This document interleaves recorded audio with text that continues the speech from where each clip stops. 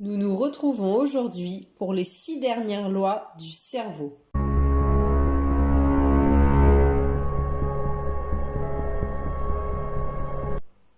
Si vous n'avez pas regardé la première vidéo sur les 6 premières lois, je vous invite à d'abord la visionner.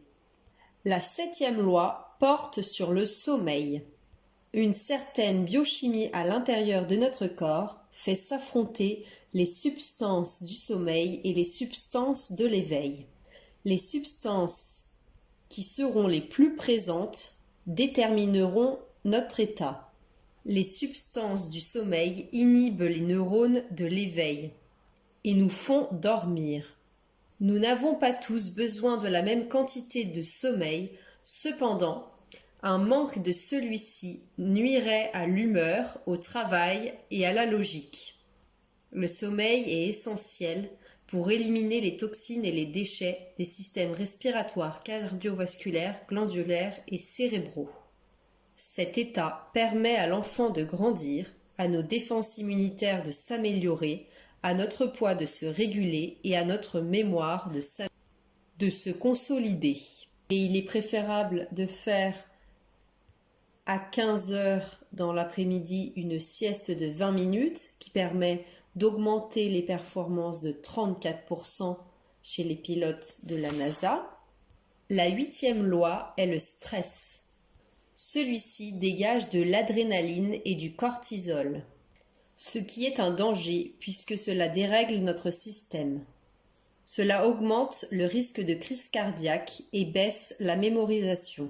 À long terme, cette 8e loi nous présente donc un de nos ennemis qui est à son maximum lorsque nous sommes dans une situation d'impuissance totale. La 9e loi est l'intégration sensorielle. Nos sens fonctionnent ensemble. Par exemple, la vue influence l'ouïe. La vue influence aussi le goût. Des études ont montré que si on présente un vin blanc qui a été coloré en rouge à des personnes, elles vont lui donner des caractéristiques de vin rouge et donc leur vue va grandement influencer leur goût.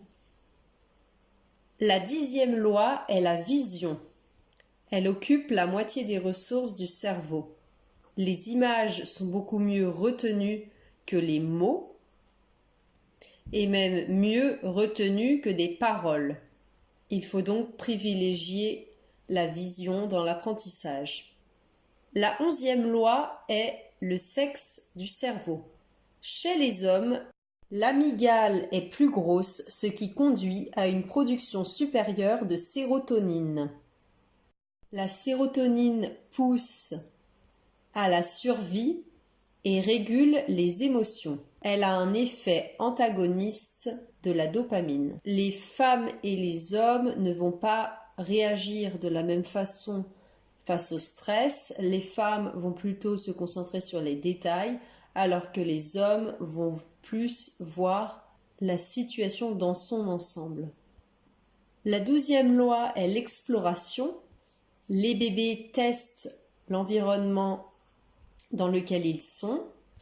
Le deuxième point, le cortex préfrontal cherche les erreurs parmi les hypothèses. Et le troisième point, c'est on imite les comportements de nos semblables grâce aux neurones miroirs. Nous avons donc les 12 lois du cerveau. En résumé, il faut faire de l'exercice physique 3 fois par semaine. Notre cerveau s'est adapté à la survie. Le câblage cérébral se modifie lorsque l'on apprend. 4e point, il faut faire une chose à la fois.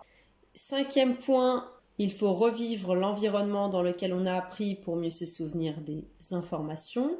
6e point, la mémoire à long terme, utiliser la répétition. 7e point, le sommeil. Il ne faut pas le négliger et il est préférable de faire à 15 heures dans l'après-midi une sieste de 20 minutes. 8e point, il faut diminuer au maximum le stress. 9e point, nos sens s'influencent les uns les autres et il ne faut pas se laisser berner, surtout par la vue. 10e point, il vaut mieux utiliser les images pour mémoriser plutôt que les mots ou les paroles. 11e point, on peut noter des différences dans le cerveau selon notre sexe. Et 12e point, nous sommes des êtres d'exploration et d'imitation.